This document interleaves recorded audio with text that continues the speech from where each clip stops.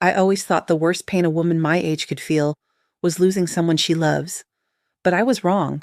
The real pain is realizing the people you built a life with can throw you away like you're nothing. My name is Margaret, I'm 65 years old, and I spent my whole life trying to keep my family together. I worked double shifts as a nurse, cooked every Sunday dinner, held every birthday party together with my bare hands. And somehow, somewhere along the line, I became invisible in my own home. I kept believing love would be enough, that loyalty would mean something, that the man I married would protect me the way I protected him. But life has a way of testing you at the moment you feel safest. And the night I was kicked out of my own house, with nothing but a small purse and an old card that once belonged to my father, something inside me broke, and something else finally woke up. I didn't know it then, but the moment I used that old card, everything I thought I knew about my family, my past, and even myself, was about to change. I still remember the sting of that night like cold wind cutting through my skin. It was just past 9 p.m. in Atlanta. The streetlights outside our house were flickering, and the air had that heavy southern humidity that clings to your clothes. I had just finished washing the dishes from dinner, meatloaf and mashed potatoes, the same thing I'd cooked for my husband Henry every Thursday for the last 25 years. I placed the last plate on the drying rack, wiped my hands on the towel, and turned around, only to find him standing in the doorway with his arms crossed. His expression wasn't angry. It was worse. It was decided. "Margaret," he said, voice flat as cement, "you need to leave tonight." At first, I honestly thought he was joking. Henry had his moods, and God knows we hadn't been close in a long time, but leave? At my age? I let out a shaky laugh and said, "Stop playing, Henry. It's late." But he didn't smile. He didn't blink. He didn't even raise his voice. "You're not listening. I already changed the locks. I packed your things." He pointed toward the foyer where a single old tote bag sat on the floor, like lost luggage. "My lawyer said I have the right. This house is in my name now." My knees almost buckled. "In your name? Since when?" Before I could finish, someone stepped from behind him. His daughter-in-law, Tiffany. Young, polished, always smelling like expensive perfume and cold intentions. She leaned against the wall with that smile, the kind that tells you it's already too late. She folded her arms and said, "It's nothing personal, Ms. Margaret. We just need the house. New baby on the way. And honestly, we can't keep carrying dead weight." Dead weight. That word cut deeper than anything Henry said. I looked at both of them, feeling the floor tilt. For years I had helped Tiffany, loaned her money without telling my son, babysat their little girl every weekend, cooked for them when she was too stressed. And now, she couldn't even look me in the eye without smirking. You can't just put me out," I whispered. "I've lived here most of my life." Tiffany shrugged. Henry didn't flinch. "We talked to a lawyer," she said smoothly. "He said as long as we give you your personal items and a way to leave, it's fine. You can find a hotel tonight. There are cheap ones on Covington Highway." Henry added, "You should go before it gets cold. Taxi is already waiting." I wanted to fight. I wanted to scream. I wanted to remind Henry of every sacrifice I made. How I worked double shifts while he built his landscaping business. How I paid off his medical debt when he had his first heart scare. How I practically raised his son because he was too tired or too busy or too distant. But the words wouldn't come out. When betrayal comes from the person you sleep next to, it doesn't explode. It freezes you. I walked slowly to the door, feeling Tiffany's smug eyes drilling into my back. When I reached the porch, Henry placed the tote bag into my hands. It was old, faded, bought at a yard sale years ago. The zipper was stuck. Inside were only a few clothes, my toothbrush, and my wallet. The door shut behind me with a dull, final thud. The taxi driver looked at me through the rearview mirror. "You okay, ma'am?" I wasn't, but all I could do was nod. We drove off into the warm Georgia night. Streetlights passed like blurred memories. My heart was pounding too fast, too loud. I opened my wallet, barely $40 left. My main debit card, gone. My credit card, missing too. Henry must have taken them. The only thing left was a small, dusty bank card tucked behind an old photo. A card I hadn't touched in almost 2 decades. A card that once belonged to my father before he died. Dark brown plastic, worn edges, the number almost scraped off. I held it in my trembling hand, whispering, "Lord, I hope this thing still works." When the taxi dropped me at a small gas station on Glenwood Road, I went straight to the ATM. My fingers shook so badly I typed the PIN twice before getting it right. And then, everything went wrong. The machine beeped, paused, beeped again, louder. The screen flashed red, then it froze. Completely. A loud alarm started ringing from inside the ATM and the gas station clerk popped his head out of the door. "Ma'am, what did you do? That machine never does that." Before I could answer, my phone buzzed. Unknown number. I answered with a shaky, "Hello?" A man's voice came through, calm but urgent. "Ma'am, where did you get that card? Please stay where you are. Do not attempt another transaction. Someone is on the way to speak with you." My heart thudded painfully. "What? Why? It's just my father's old card." He cut me off. "Ma'am, that is not an ordinary card." The line went dead. I stood there under the buzzing gas station lights, tote bag at my feet, betrayal burning in my chest, and one terrifying thought echoing in my mind. What had my father left behind? And why was the bank panicking over a dead man's card? Before everything fell apart, my life looked ordinary from the outside. Comfortable, predictable, maybe even boring. But sometimes the most peaceful surface hides the deepest cracks underneath. For years, my mornings followed the same rhythm. I'd wake up around 6:30, long before Henry even rolled over. I'd shuffle into the kitchen, the floorboards creaking under my slippers, and put on a pot of coffee. Dark roast, 2 spoons of sugar, just the way my father used to drink it. The sound of the coffee maker dripping was always my small moment of peace before the day began. The sun would creep through the blinds, lighting up our kitchen wall where we kept photos of family trips, Disney World with the grandkids, Thanksgiving dinners, Henry's landscaping truck he was so proud of when he first bought it. I used to stop and look at those photos every morning, touching the frame gently, reminding myself why I worked so hard all those years.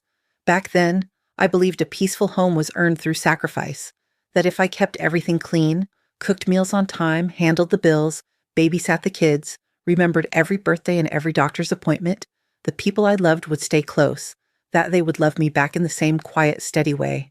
I laugh at that now, not because it's funny, because it hurts how naive I was. On the outside, Henry and I looked like any long-married couple in Georgia. He ran his business. I worked part-time at a community clinic after retiring from the hospital. My hands still shook sometimes from all those years starting IVs and drawing blood, but I loved helping people. That's who I've always been. The neighbors used to call me the heart of the street because I baked pies on weekends, pecan, peach, sometimes sweet potato if I had the energy. Kids would run up asking for slices, and I'd pretend to scold them before giving them a warm piece wrapped in foil. Life felt safe, familiar. But even then, small signs were creeping in. Henry began spending more time at late meetings that I was never invited to. He stopped kissing me on the cheek when he came home, stopped telling me where he'd been, stopped asking how I was doing. His phone, once left carelessly on the counter, became glued to him. If it buzzed, he'd turn away from me. I'd hear Tiffany's voice sometimes. They were close, too close. She always had a way of sweet-talking him, making him feel like her opinion mattered more than mine. I pushed the unease down. That's what women my age do. We swallow things to keep the peace. But the biggest shift happened during family dinners. Every Sunday, I cooked. I'd wake up early to season the chicken, chop the collard greens, put on a pot of mac and cheese, and bake cornbread. I'd set the table with the good plates, the ones with gold rims my father bought at a flea market when I was a girl. He always told me, one day these plates will hold memories. Maybe that's why I kept them so long. But in the last year, people started showing up late. Or not at all. Tiffany would text last minute saying she was too tired. My son sometimes didn't answer my calls. Henry ate quickly and left the table early, muttering about a project deadline. I'd sit there with untouched food, listening to the ticking clock on the wall, and each tick felt like it was tapping out the truth. I was being pushed to the edges of my own family. Still, I held on. Because women like me, Black women who worked through the 70s, 80s, 90s, were taught to endure, not complain. I survived harder days than silence and disrespect. At least that's what I told myself. But, deep down, I knew something was coming. Something big. One morning, about 2 weeks before Henry threw me out, I remember waking up feeling wrong. Like the house itself was colder. I brewed my coffee, but it didn't taste the same. I walked past the wall of photos and noticed one frame was missing. The picture of me, Henry, and my father, standing outside my father's old house in Alabama, was gone. I asked Henry about it. He shrugged, said maybe it fell, but I found the frame later, hidden in the bottom drawer of his desk. No photo inside. That should have been my warning. And then there was the night Tiffany came over, leaning against the hallway wall, whispering to Henry. I couldn't make out what they were saying, but I saw Henry nod. I saw Tiffany smile that smile, the one that always made me feel like I was being measured, judged, and found unnecessary. Little did I know, everything that felt off was part of something much bigger, something tied directly to that old card my father left behind. Back then, I thought my life was stable even if it was lonely. But the truth was simple. The storm had already started. I just hadn't opened my eyes yet. The first strange thing didn't happen the night Henry threw me out. No. It happened a little earlier, on a quiet Tuesday afternoon, so ordinary it should have slipped from my memory. But now, looking back, it was the moment the ground beneath my life started shifting. I was driving home from the clinic. It was one of those warm Georgia afternoons where the sun hangs low and lazy, turning the sky gold. I had stopped at a small grocery store near Memorial Drive to pick up milk, bread, and a little tin of cocoa mix I like to drink at night. Simple things, nothing unusual. But when I got to the register and reached into my wallet, I froze. My debit card wasn't there. I always kept it in the same slot, right behind my driver's license. But when I checked again and again and again, it was gone. Just an empty space, too clean, too deliberate. I fumbled through my purse the way older women do when we're flustered, digging through tissues, receipts, a pen that hadn't worked since 2014. Still nothing. My heart thudded in my chest. The cashier, a young girl with bright braids, gave me a soft look. Take your time, ma'am. It's okay. But it wasn't okay, because the last time I used that card was the day before when I paid for gas, and I remembered putting it right back. I'm not careless with money. Years of raising kids and working 2 jobs made sure of that. I ended up paying with a wrinkled $20 bill. As I left the store, I felt a strange heaviness in my chest, like I'd stepped into a story that wasn't mine. Yet. When I got home, I asked Henry if he'd seen my card. He didn't even look up from the recliner. No, he said. You probably misplaced it. I didn't misplace it, I replied. It was in my wallet. He sighed the way men sigh when they want you to stop talking. Well, call the bank tomorrow. I'm tired, Margaret. He said it like my concern was an inconvenience, like I was an inconvenience. And then Tiffany, who just happened to stop by that night, chimed in from the kitchen. My mom loses cards all the time. It's normal at her age. You shouldn't stress. At her age, she said it like I was halfway gone. I kept quiet, but something in me tightened. Something small, but sharp. That night, lying in bed next to the man I no longer recognized, I couldn't sleep. I stared at the ceiling, replaying the moment at the store. How could a card just vanish? I kept my purse in the same place. I never left it open. I never let anyone touch my wallet. And yet, it was gone. A few days later, the second strange thing happened. I received a letter from the bank. At first, I thought it was junk mail. The envelope was thin, plain, the kind banks use when they send monthly statements. But when I opened it, my hands went cold. It wasn't a statement. It was a notice informing me that my checking account had been temporarily restricted pending verification. No explanation, no warning, just those cold printed words. Restricted. I had never missed a payment, never bounced a check, never overdrafted. Why on earth would my account be restricted? I called the bank immediately, but the woman on the line sounded nervous, like she was reading from a script she didn't fully understand. I'm sorry, ma'am, I can't disclose details over the phone. You'll need to visit a branch, preferably the one that opened the account. That was 20 years ago, I said. The branch shut down. She hesitated. Then, the nearest main branch, and bring any identification related to the account.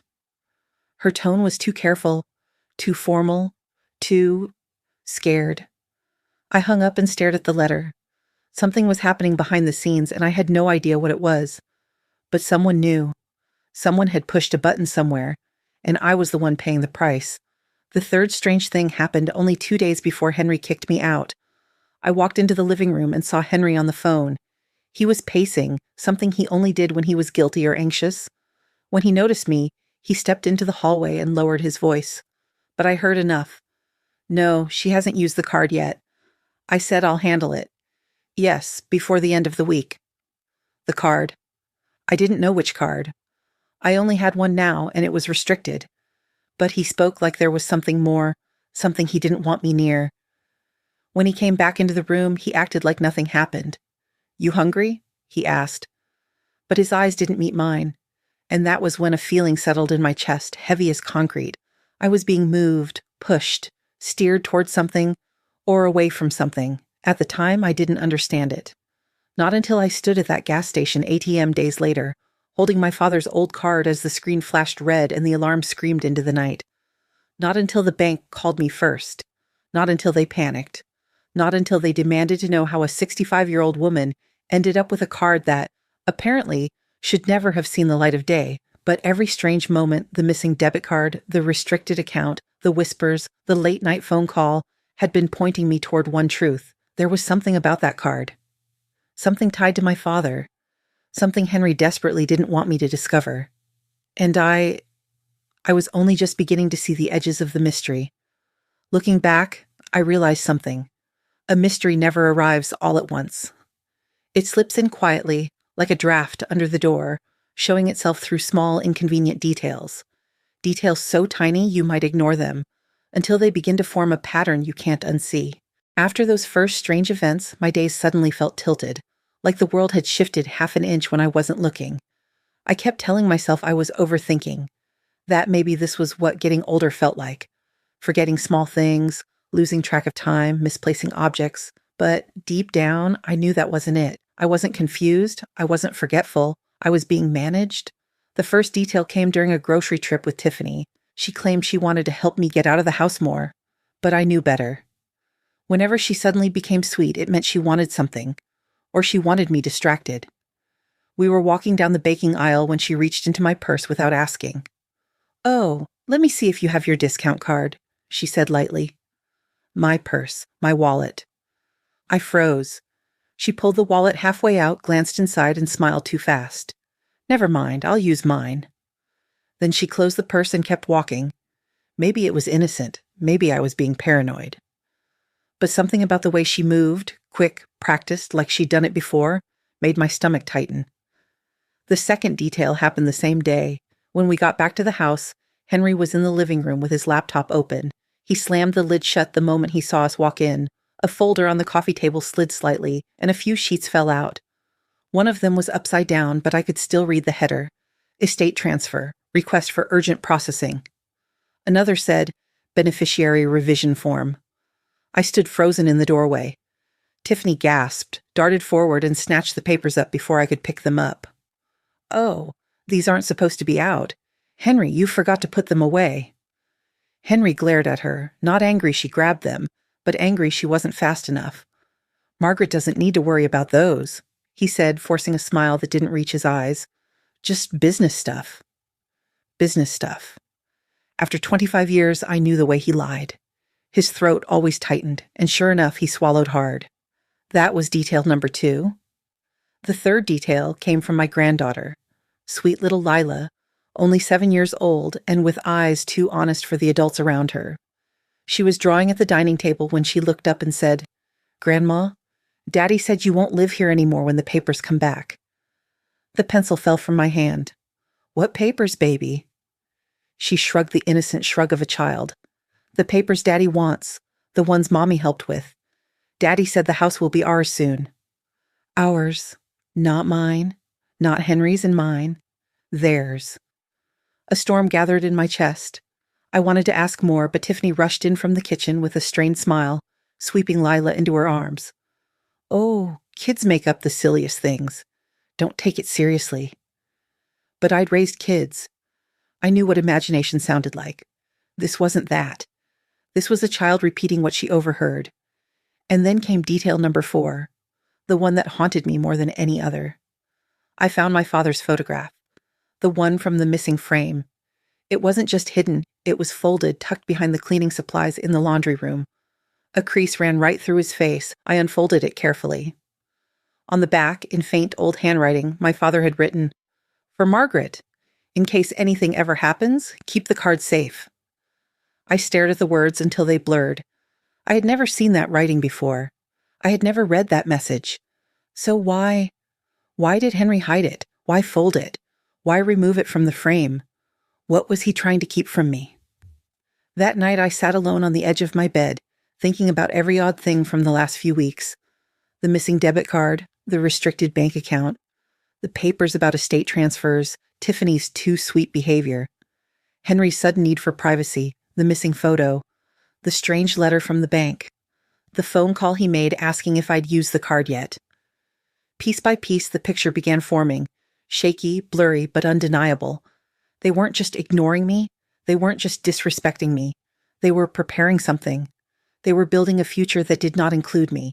And yet even then, even with all the red flags waving right in front of my face, I didn't know the truth. Because the truth wasn't just ugly, it was enormous. My father, quiet, humble, blue-collar, gentle as a summer evening, had left behind a secret so powerful that the bank, my husband, and even the government had eyes on it. And Henry had known, had schemed, had planned, and had recruited Tiffany to help, but at that moment all I felt was confusion, fear, and the sinking realization that the life I thought I understood was built on shadows. Every small detail was a warning, a whisper, a thread, and all of them were leading me directly to that old card. The card that, when I finally used it, would set off alarms across the city. Suspicion doesn't hit you like lightning. It creeps in like a slow-moving shadow, stretching longer every day until it finally touches everything you thought was safe. After all those small, uneasy details, I found myself watching the world around me differently. Every sound in the house felt louder. Every whisper felt directed at me. Every locked door felt like a secret I wasn't meant to know. It started one morning when I went to make breakfast. I opened the cabinet to grab the skillet, and something felt off. One of the drawers was slightly open, just enough to notice, not enough to invite suspicion, but the contents were wrong. My checkbook wasn't where I'd left it. The stack of envelopes I kept for bills looked out of order. I knew I hadn't touched them. Henry never handled bills.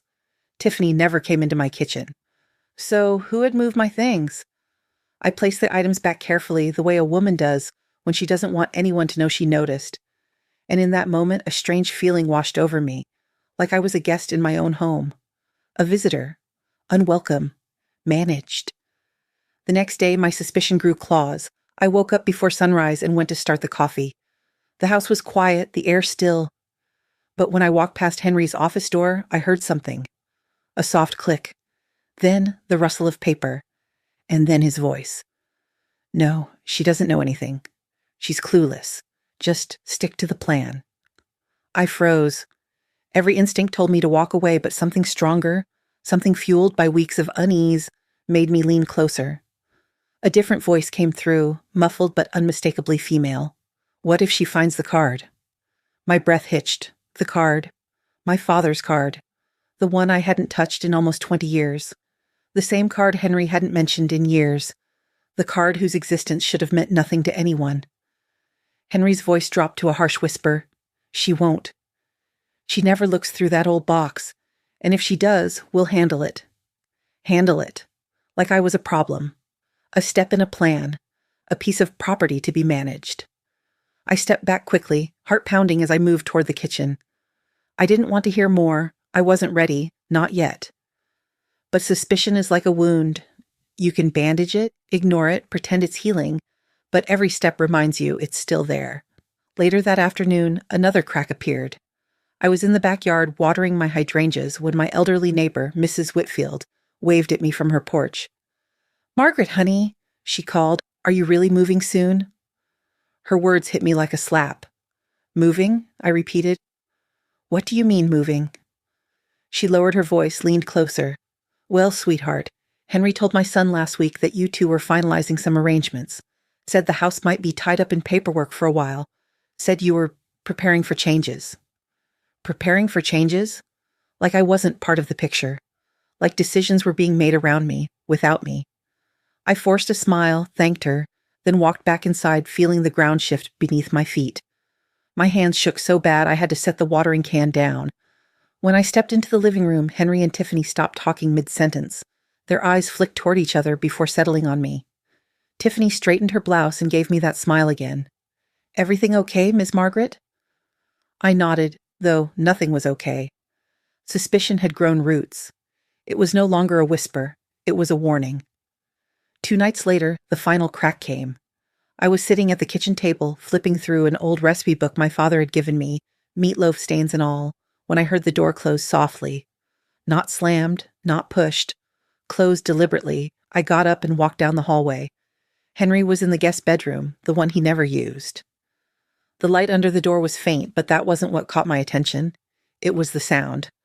A zipper, a bag, paper stacks being tucked away. I pushed the door open without knocking. Henry jerked upright like he'd seen a ghost. On the bed sat a black briefcase, open. Inside were folders, a notary stamp, and several documents with my name on them. Legal documents, financial documents, my name, and then crossed out beneficiary lines. "What are you doing?" I asked, my voice low and steady. He snapped the briefcase shut. "Nothing you need to worry about." I stepped closer.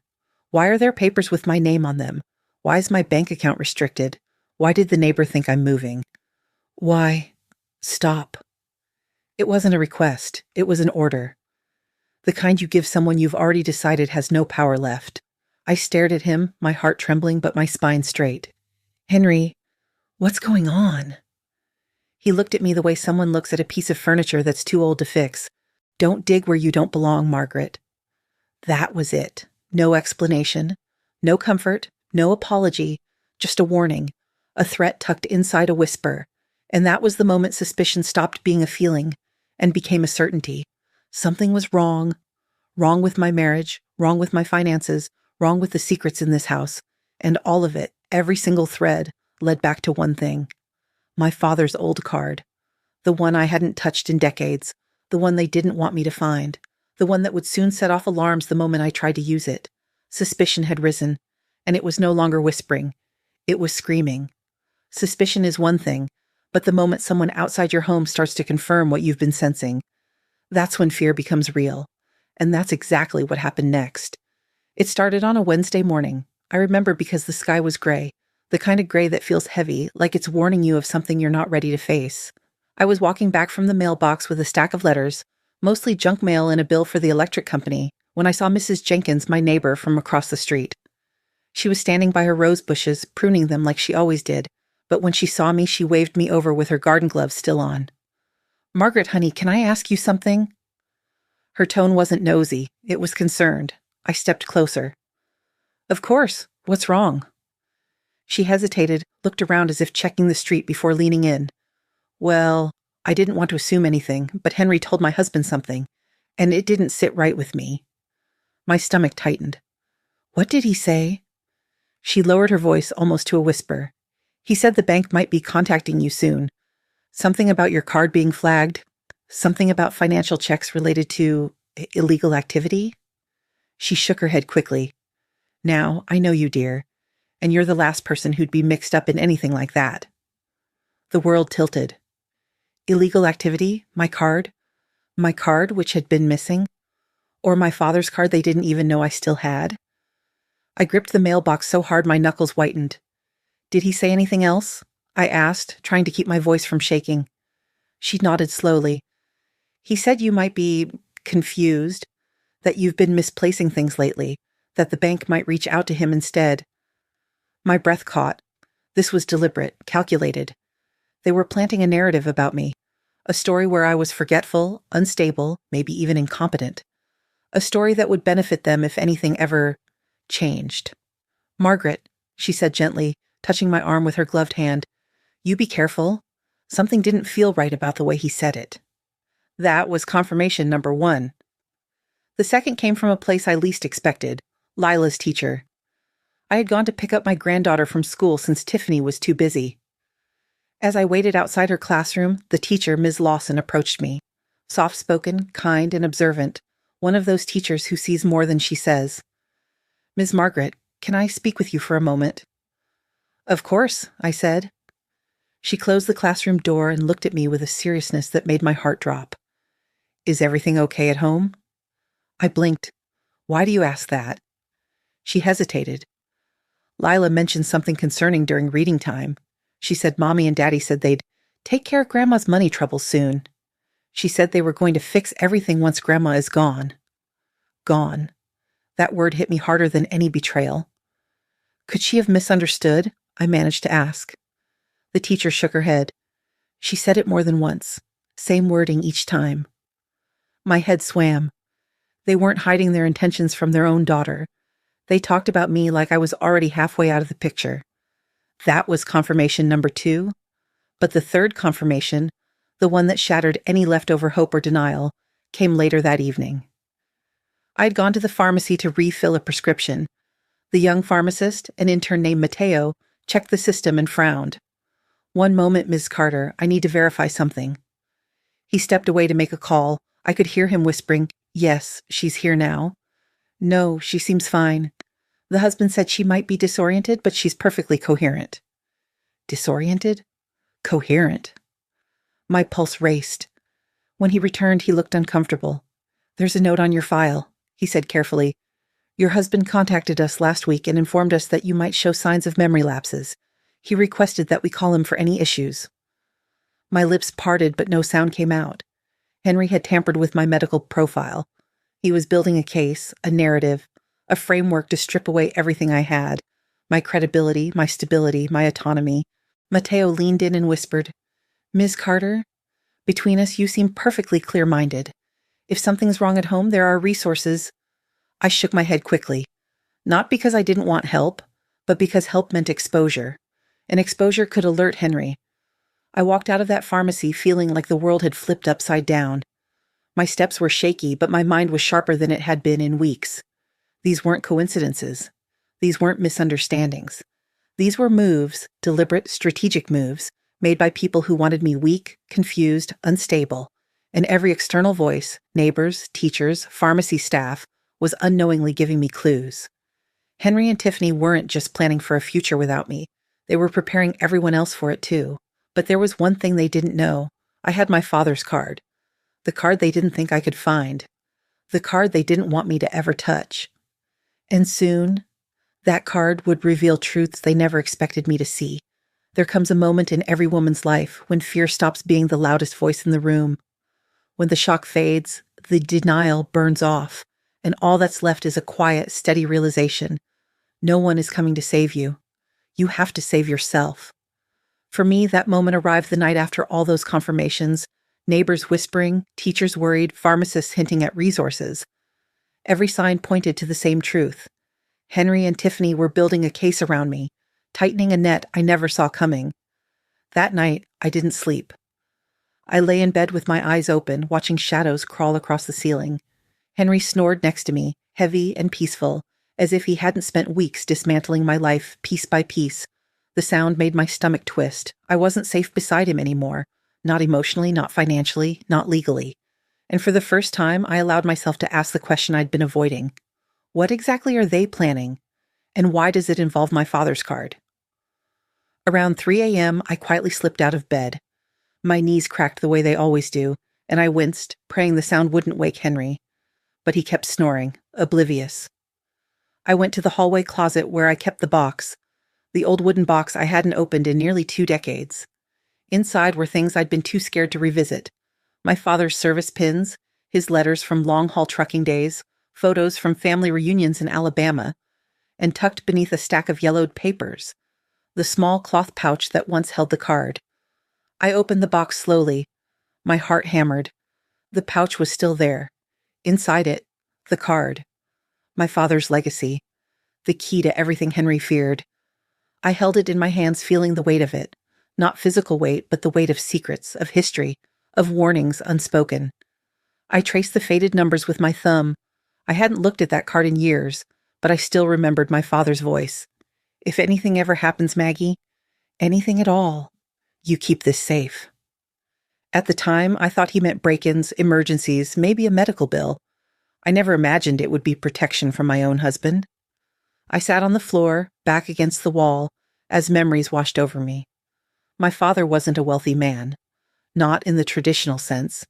He drove trucks, fixed anything with a motor, and kept his world small and quiet. But he had a seriousness about him, a kind of silent wisdom that felt rare. He made me promise to keep the card, and now I finally understood why. At 5 a.m., the first hint of dawn crept through the blinds. I was still holding the card when I heard movement behind me. Henry. He stepped into the hallway, rubbing his eyes. "What are you doing up?" he muttered. I swallowed. Couldn't sleep. He noticed the card immediately. Of course he did. His eyes widened just slightly before his expression snapped back into place. "What's that?" His tone was calm. Too calm. "You know what this is?" I said quietly. "You've always known." A flicker of panic crossed his face, so fast most people would have missed it, but I didn't miss anything anymore. I'd spent too long observing, listening, being silent. "Put that away, Margaret," he said. "It's not yours to use, it's— My father gave it to me," I snapped. "It's mine more than anything else in this house." He stepped closer, reaching out, but I pulled the card to my chest. "Don't," I warned. His jaw tightened. He wasn't used to hearing that word from me. "Margaret." He exhaled slowly, the way people do when they're trying to reel you back in. "You don't understand what you're messing with. Let me handle the finances. Let me take care of things." "No," I said firmly. "Not anymore." He blinked, as if the word shocked him more than anything he had done to me, and that's when the fear, the clinging, paralyzing, suffocating fear, slid off my shoulders like a heavy coat. I stood up steady as I could and looked him dead in the eye. "I'm going to find out what this card is," I said. "I'm going to the bank today, and whatever you're planning behind my back, it ends now." His mouth opened, then closed. I could see the calculation in his eyes, the panic, the desperation. But I didn't give him time to speak. I walked past him, holding the card tightly, and made my decision right then and there. I was done being the woman they moved around like a pawn. I was done being the quiet wife who didn't ask questions. I was done being predictable, manageable, easy. For the first time in years, I felt my father beside me, not in spirit, but in resolve. As the sun rose outside, I got dressed, grabbed my tote bag, and headed for the door. Whatever waited for me at that bank, whatever this card meant, whatever secrets my father took to his grave, whatever Henry had been plotting, I was finally ready to face it. Because when a woman my age decides she's had enough, there is no force on earth that can stop her. The morning I walked out with my father's card tucked inside my purse, the air felt different, heavy, charged, like the world knew something was about to shift. The sky was still pale, a soft blue just waking up, and for the first time in a long time, I felt awake too. I didn't wait for breakfast. I didn't leave a note. I didn't look back at Henry standing in the doorway, watching me with narrowed eyes. I just walked. My hands trembled as I unlocked my old sedan, the one Henry swore wasn't worth fixing anymore, even though it always started fine when I turned the key. The engine rumbled to life, a growling reminder that even old things, old cars, old women, could still move when they needed to. I pulled out of the driveway and headed toward the only place that could answer the questions Henry was so desperate to keep buried, the main downtown branch of Atlanta Federal Bank. 20 minutes later, traffic began to thicken. Glass buildings rose around me like silent giants. My heart hammered harder with each block I passed. I gripped the steering wheel tight, steadying my nerves. I kept thinking of my father, the quiet strength he carried, the way he never wasted words, but spoken truths. He would want me to see this through, to follow the trail. I parked near a meter, grabbed my tote bag, and walked toward the bank. The building was tall, too tall for the kind of life my father led. What business did a simple truck driver have with a car tied to this place? The thought made my steps slow but not stop. As I walked in, a gust of cold air hit me from the lobby vents. The marble floors were polished bright enough to reflect every fear on my face. People in suits rushed past, heels clicking, briefcases snapping shut. I felt small for a moment, but then I reached into my bag, felt the card's rough edge, and lifted my chin. I stepped up to the teller, a young woman with braids pulled into a bun and tired eyes. "Good morning," I said, placing the card on the counter. "I need to speak to someone about this." Her smile froze. Her breath caught. She blinked once, twice, before whispering, "Oh, one moment, ma'am." She didn't touch the card. She didn't slide it back. She didn't even look directly at it again. Instead, she picked up the phone, turned slightly away, and spoke softly, but urgently. "Yes, she's here. Yes." The card. Red-coated. No, she didn't say anything. "Yes, I'll move her now." Move me? A small chill crawled up my spine. When she turned back, her voice was different, lower, more formal. "Ma'am, please follow me." She led me away from the main lobby to a hallway behind a security door. 2 cameras followed us as we walked. My throat tightened. We stopped outside a frosted glass office marked Director of Client Security. Not account services, not customer relations, security. Inside, a tall man in a navy suit stood up the moment I entered. "Mrs. Carter?" he asked. "Yes," I said quietly. He nodded once and closed the door behind me. What he did next made my heart stop. He locked it. Not loudly, not aggressively. Just a quiet click, soft, deliberate, final. "Please sit," he said gently. I did, clutching my purse like it was armor. He sat across from me, folded his hands, and studied my face with a seriousness that wasn't unkind, but deeply cautious. "Mrs. Carter, could you tell me how you came into possession of that card? My father gave it to me before he died," I said. "I haven't used it in almost 20 years. His brows lowered slightly. "And why did you use it today?" I hesitated. I wasn't about to explain my husband throwing me out or stealing my bank cards. Not yet. Not until I understood what I was dealing with. "I needed access to funds," I said simply. He exhaled slowly, then reached into a drawer. When he placed the file on the desk, the room seemed to tilt. A thick, sealed folder marked Classified Level 3 Clearance. My breath stalled in my chest. He slid it closer, not opening it, just letting me see it. "Mrs. Carter, this card is not tied to an ordinary account." I swallowed. "Then what is it?" He paused, measured his words, chose each one carefully. "This card was part of a federal protection program, one that your father was enrolled in for over 15 years. I blinked. That can't be right. My father wasn't. He drove trucks. He did many things, the man interrupted gently. Some of them quietly. Some of them for the government. And this card, he tapped the desk lightly, was his emergency access to a protected fund. Protected, federal, emergency fund. The room felt suddenly smaller. "Mrs. Carter," he continued, "this card should only activate under one condition. If someone tries to access your father's financial identity or assets without authorization." My stomach dropped. "Someone tried to access it recently?" I whispered. He nodded. "Yes. Multiple attempts. We flagged the activity, but each time it stopped before our team arrived. We were preparing to intervene more forcefully." My hands shook. "And this morning," he said quietly, "the system fully triggered, for the first time in nearly 20 years. I stared at him, at the folder, at the pieces of my life snapping into place. Henry, Tiffany, the missing bank card, the restricted account, the whispered conversations, the paperwork, the photo removed from the frame, everything. He leaned forward. "Mrs. Carter, we need to know who has been trying to access your father's assets." I swallowed hard. "I do," I said. My voice cracked, but I didn't care. "I know exactly who." And as those words left my mouth, I felt something shift, not in the room, but inside me. For the first time, I wasn't the one being hunted. I was the one holding the truth. And the chase, the real chase, was only just beginning. The man in the navy suit didn't say anything after I told him I knew who'd been trying to access my father's assets. He simply leaned back in his chair, folded his hands, and gave me a look that said, "Go on." But I couldn't speak yet. My mouth opened. No words came out. Everything inside me felt tangled. My past, my father, my marriage, my safety. For a long moment, all I could do was breathe. And even that felt heavy. Finally, the words scraped out of my throat. "My husband," I whispered. "Henry, and my daughter-in-law, Tiffany." He didn't react. No surprise, no shock. Just calm acceptance, like he'd already suspected it. "Tell me everything you've observed," he said gently. So I did.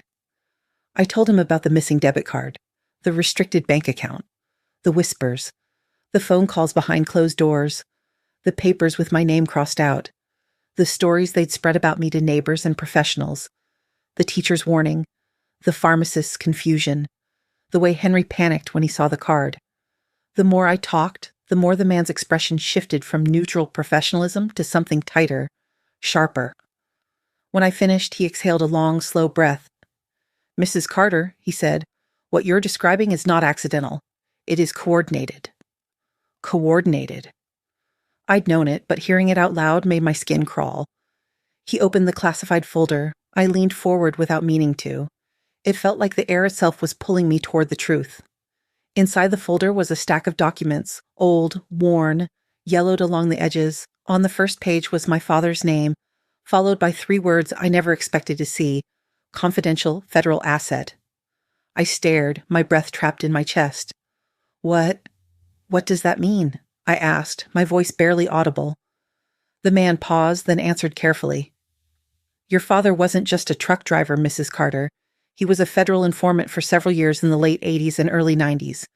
He provided critical information that helped dismantle a large interstate operation. I shook my head. No, that can't be right. My father was quiet, too gentle. Gentle men do brave things, he said softly. I swallowed hard. My father. My quiet, humble father. A man who fixed broken engines and kissed my forehead every night. A federal informant? It didn't make sense. And yet, something about it did. The long nights he didn't talk about. The letters he never let me read. The locked drawer he kept in his bedroom. The man continued. When your father's work ended, he was placed under a limited protection program. Not full witness protection, but a safeguarded status. As part of this program, a discretionary fund was created in his name. A discretionary fund? I repeated. He nodded. Yes, money allocated for his safety, his relocation if needed, and, if he passed away without being compromised, transferred to his designated heir. My skin prickled. Designated heir? I whispered. He flipped a few pages. Yes, he named one person, only one. His eyes lifted and met mine. You. The room spun. Me, not Henry, not anyone else. Me. I felt tears burn behind my eyes, but I blinked them back. Not yet. Not when the truth was still unfolding. The man continued, "Whoa, the card you brought today is the access key to that fund. It wasn't meant to be used unless there was clear danger, specifically danger to you." My throat tightened. Danger? To me? Yes, he said gently. The system triggers when unauthorized parties attempt to move or access your father's assets. It detected attempts multiple times over the last year. My heart dropped.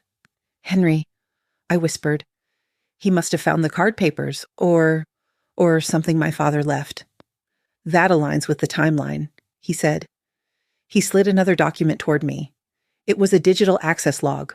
Multiple failed attempts, different devices, different locations. My blood turned cold. Mrs. Carter, he said slowly, someone has been trying to transfer the inheritance into a new account. An account that, based on our investigation, is tied to your husband. My breath hitched. Henry had been planning to take everything. Not just my money, my father's legacy. My hands shook so badly the man slid a glass of water toward me. How much money are we talking about? I finally asked. He flipped one last page. The number stared back at me, bold and merciless. $3,048,912. My breath escaped in a choked gasp. $3 million. My father, who wore the same boots until the soles fell out, who fixed things instead of replacing them, who lived modestly and quietly, had left me a fortune, and he had done it secretly, intentionally, carefully, because he knew. He knew the world wasn't always kind. He knew people weren't always loyal. He knew I'd need protection one day. My hands covered my face, tears slipping through my fingers even though I tried so hard not to cry. The man sat quietly, giving me time to breathe. When I finally lowered my hands, he spoke again. We need to act quickly. My heartbeat quickened. To protect the account? I asked. He shook his head. To protect you. Before I could respond, he reached into the folder one last time and pulled out a sealed letter. Handwritten. Old. I shouldn't show you this, he said quietly, but your father requested it be given to you in the event the card ever activated. My breath caught. He slid it across the table. The envelope had my name on it. For Margaret, if the worst ever happens. My fingertips trembled as I picked it up. The paper was soft with age, the edges frayed, the handwriting unmistakably his. I opened it carefully. Inside was a single page. His familiar script filled it. I didn't read it aloud, some things are too sacred, but the words cut straight through me. He warned me that if the card ever triggered, it meant someone close was trying to take what wasn't theirs. He apologized for secrets he could never tell.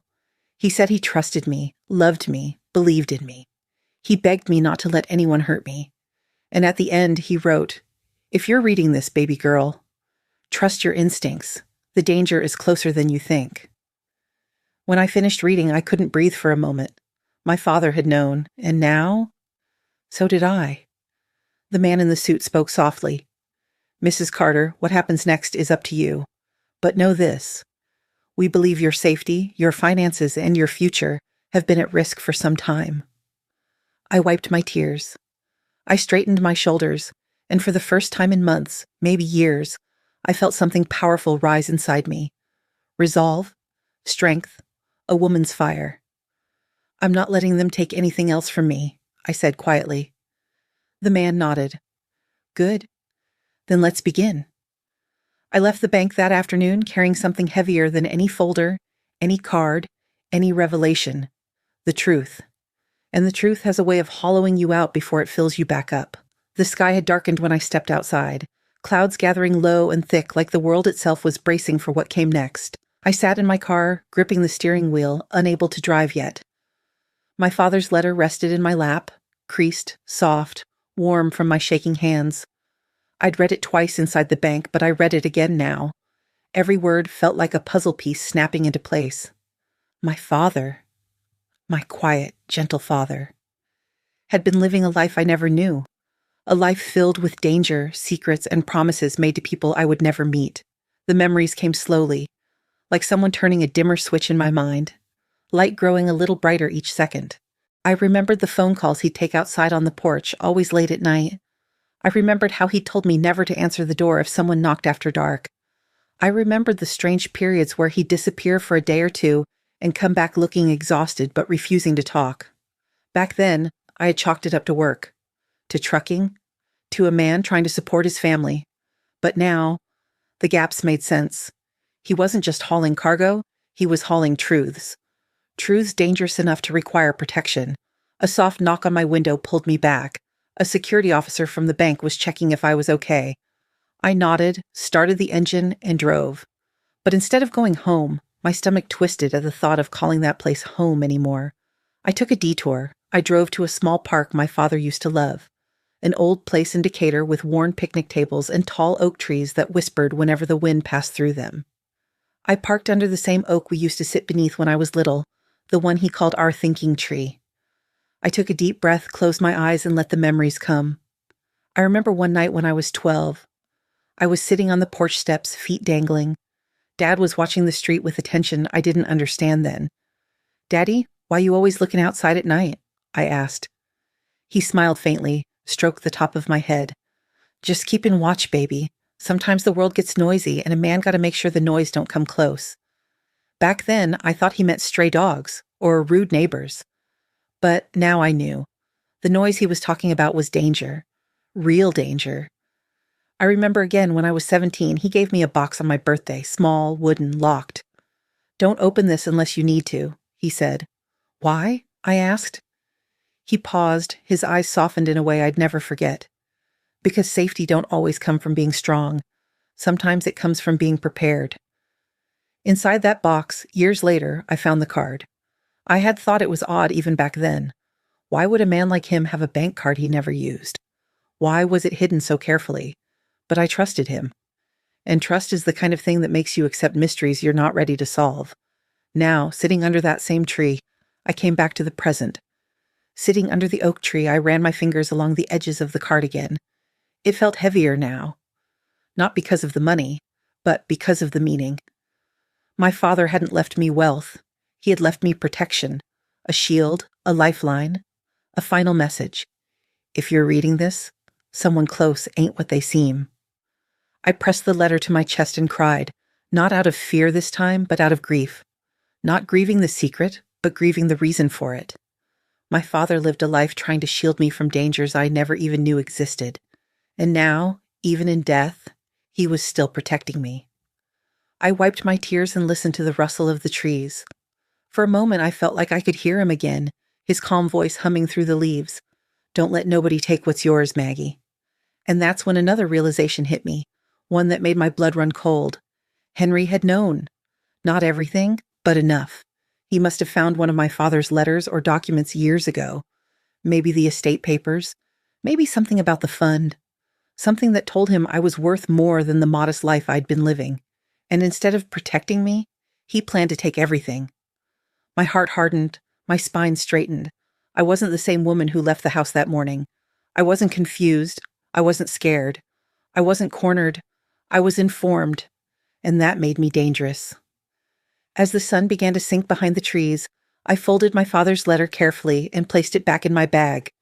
The wind brushed against my cheek like a blessing, and I whispered, "Thank you, Daddy. I hear you now." It was time to go, time to confront the past, time to protect my future, time to take back everything Henry tried to steal. And deep down, I knew. The secret of the card was only the beginning. The real battle was coming next. By the time I left the park, the light had shifted, the sky turning that deep peach-colored Georgia gets right before sunset.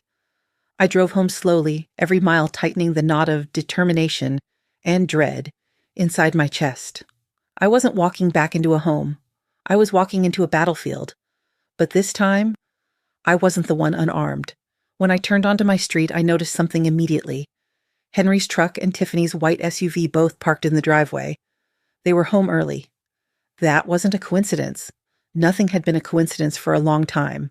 I parked across the street, didn't want to pull into the driveway like everything was normal, because everything wasn't, not anymore. I grabbed my father's card, his letter, and the documents the bank director gave me. Not to wave them around, not to convince anyone, but because I knew, deep in my bones, that the moment I walked inside they would try to twist the story, gaslight me, make me doubt what I knew. I wasn't giving them that chance.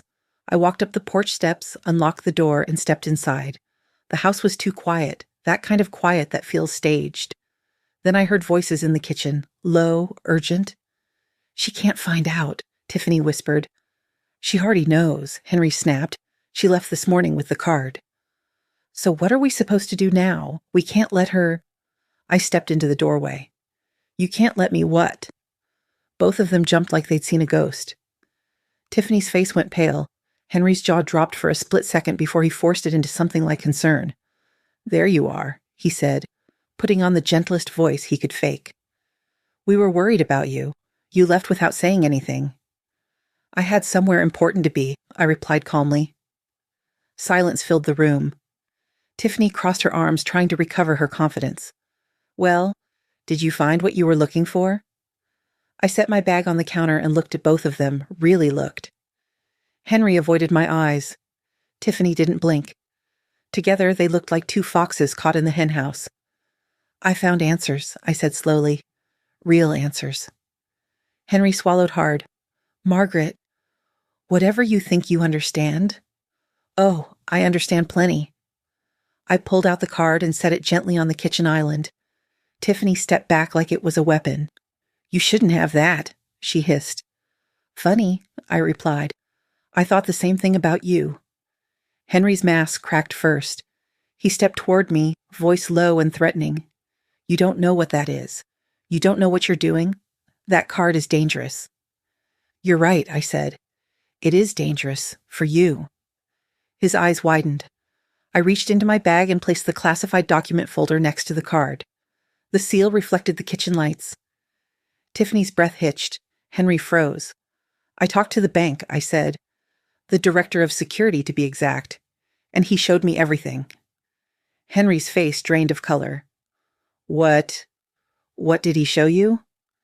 "The logs of every attempt made to access my father's account, the paperwork you tried to submit, the forms you hid from me." Tiffany sputtered. "Why, we didn't, you're misinterpreting." I cut her off with one quiet word. "Stop." She closed her mouth. I turned toward Henry. "You spent years planning to take money you thought I didn't know existed. You tried to get my accounts restricted. You told people I was confused, forgetful. You tampered with my medical records. You involved your daughter-in-law in a scheme to steal what my father left to me." Every accusation landed like a stone. Henry opened his mouth, closed it, then tried again. Margaret, I was just trying to manage things. Manage? I repeated, voice rising. You were trying to erase me. Tiffany stepped in, desperate now. You don't understand the situation. No, you don't understand, I snapped. Because if you did, you wouldn't have touched something that wasn't yours. Her lips tightened. You didn't even know the money existed. That doesn't make it yours. The room crackled with tension. Then Henry tried the tactic I feared most, pity. Margaret, sweetheart, we're family. We could have worked this out together.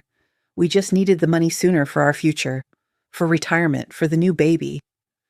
There is no hour in a plan I wasn't part of, I said sharply, and don't you dare use that baby to justify your greed. He clenched his fist. I've supported you for decades, he growled. You owe me? Owe you? I laughed, bitter, hollow. I worked double shifts while you built your business. I paid your hospital bills when you nearly died. I raised your son when you were too tired. I fed this family, cleaned this house, held everything together, while you planned a future without me. He stepped closer, eyes dark. You think you can just walk away from this? I'm not walking away, I said. I'm taking back what's mine. I reached into my bag again, pulled out the final piece, the notarized forms from the bank.